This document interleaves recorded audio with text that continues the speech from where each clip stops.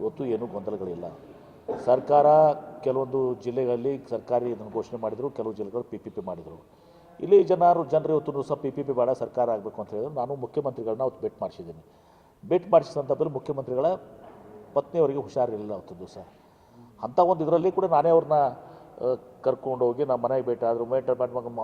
ಆಫೀಸಿಂದ ಬಂದವರು ಬೈರತಿ ಸುರೇಶ್ ಚೇಂಬರ್ನ ಕೊಡಿಸಿ ಮುಖ್ಯಮಂತ್ರಿಗಳು ಭೇಟಿ ಮಾಡಿಸಿದ್ದೀನಿ. ಆ ಭೇಟಿ ಮಾಡಿಸಿದಾಗ ಅವರು ತಮ್ಮ ವಾದ ಹೇಳಿದ್ದಾರೆ, ನಮ್ಗೆ 4 ದಿವಸ ತಡ ಆಗಲಿ, ಅದರ ಸರ್ಕಾರದೇ ಆಗಬೇಕು, PPP ಬೇಡ ಅಂತ ಹೇಳಿದ್ದಾರೆ. ಆಯಿತು ಅಂತ ಮುಖ್ಯಮಂತ್ರಿಗೆ ಹೇಳಿದ್ದಾರೆ.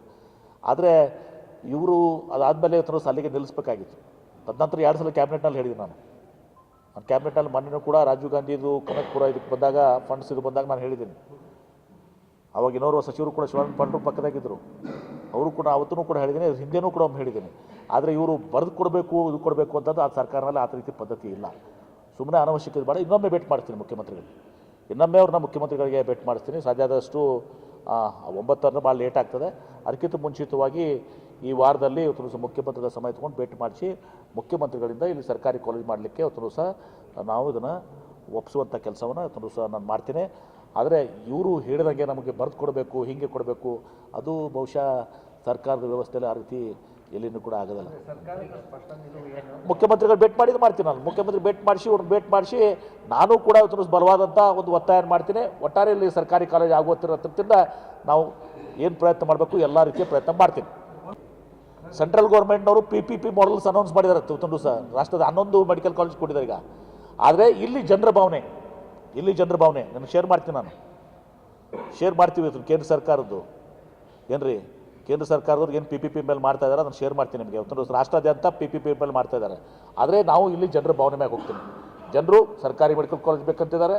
ಸರ್ಕಾರಿ ಮೆಡಿಕಲ್ ಕಾಲೇಜನ್ನೇ ಮುಖ್ಯಮಂತ್ರಿಗಳಿಗೆ. ಆದರೆ ಇವತ್ತು ನಾಳೆ ಅದು ಹೇಳೋಕ್ಕಾಗೋದಿಲ್ಲ. ಬಿರುದು ಕೊಡಿ ಈ ರೀತಿ ಅಲ್ಲ. ಆಯಿತು, ಸರ್ಕಾರನೇ ಮಾಡ್ತೀವಪ್ಪ, PPP ಮಾಡಂಗಿಲ್ಲ ಅಂತ ಹೇಳಿದ್ರೆ ಆಯ್ತಲ್ಲ, ಶೀಘ್ರವಾಗಿ ಮಾಡ್ತೀವಿ ಅಂತ ಹೇಳ್ತೀವಿ ಅಷ್ಟೇ. ಬರೆದು ಕೊಡಿ, ಡೇಟ್ ಕೊಡಿ, ಇವತ್ತೇ ಮಾಡ್ತೀವಿ, ಅದೆಲ್ಲ ನಡೀತದ? ಸುಮ್ಮನೆ ಬಿಡಿ. ಅಂಥದ್ರಲ್ಲೂ ಕೂಡ ನಾವು ಇದು ಮಾಡಬಾರ್ದು ಅಂತೆಲ್ಲ ಭೇಟಿ ಮಾಡಿಸಿ. ಏನು ಅವಮಾನ ಆಯ್ತಂತೆ ಇವರೇ. ನಾನು ಹೇಳಿದ್ರೆ ತಪ್ಪಾಗುತ್ತೆ. ಇವರೇ ಏನು ಹೇಳಿದ್ರೆ ಗೊತ್ತಲ್ಲಿ ಮುಖ್ಯಮಂತ್ರಿಗಳಿಗೆ, 2 ವರ್ಷ ಹೋಗಲಿ, 10 ವರ್ಷ ಹೋಗಲಿ, 12 ವರ್ಷ ಹೋಗಲಿ ಅಂತ ಹೇಳ್ಯಾರ. ಹೇಳಿದ್ ಕೇಳ್ರಿ ಅವ್ರಿಗೆ. ಬೇಡ, ಅದು ವಿವಾದ ಬೇಡ. ಸುಮ್ಮನೆ ನಾನು ಅದನ್ನು ಕ್ಷುಲ್ಲಕ ರಾಜಕಾರಣ ಮಾಡೋಕ್ಕೆ ಬಯಸೋದಿಲ್ಲ. ಇದರಲ್ಲಿ ಇವರೇ ಹೇಳ್ಯಾರ 2 ವರ್ಷ ಬೇಕು, 2 ವರ್ಷ ಹೋಗಲಿ, 10 ವರ್ಷ ಹೋಗಲಿ, ನಮಗೆ ಗೌರ್ಮೆಂಟ್ ಮೆಡಿಕಲ್ ಕಾಲೇಜ್ ಕೊಡಲಿ. ಇನ್ಯಾಕೆ ಹೇಳ್ಬೇಕು 2 ವರ್ಷ ಹೋಗಲಿ, 10 ವರ್ಷ ಹೋಗಲಿ ಅಂತೇಳಿ? ಅದು ಬೇಡ. ಅವ್ರದ್ದೇನು ನಾವು ಇದು ಮಾಡೋಕ್ಕೆ ಹೋಗಲ್ಲ. ಒಟ್ಟಾರೆ ನಾನೇ ಇವತ್ತು ಲೀಡ್ ತೊಗೋತೀನಿ, ಮುಖ್ಯಮಂತ್ರಿ ಭೇಟಿ ಮಾಡಿಸ್ತೀನಿ, ಒತ್ತಾಯ ಮಾಡ್ತೀನಿ, ಇದನ್ನು ಸಮಸ್ಯೆಯನ್ನು ಬಗೆಹರಿಸ್ತೇನೆ.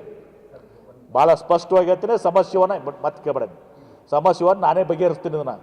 Thank you. ಮತ್ತೆ ಹೇಳ್ರಿ ನೆಕ್ಸ್ಟ್ ಯಾರು ಯಾರಿಗೆ ಯಾರು ನಾನು ಹೋರಾಟಗಾರಿಗೆ ಹಂಗೆ ಅವಮಾನಿಸುವಂಥ ಕೆಲಸ ನಾನು ಮಾಡೋದಲ್ಲ. ಯಾರು ಏನಂತ ಏನ್ರಿ? DK ಶಿವಕುಮಾರ್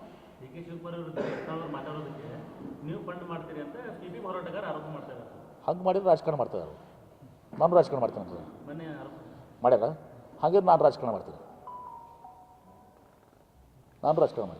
ಅಂದರೆ ಇದು ಅರ್ಥ ಏನಾಯ್ತು? ಇದೇನು ತೋರಿಸ್ತಾ ಇದು? PPPದವ್ರು ರಾಜಕಾರಣ ಮಾಡ್ತಾರೆ ನನಗಾಯ್ತಾ? ನನಗೇನು ಸಂಬಂಧ ಅದ ರೀ? ಯತ್ನಾಳನ್ನ ಯಾರು ಕಂಟ್ರೋಲ್ ಮಾಡ್ತಾರೆ?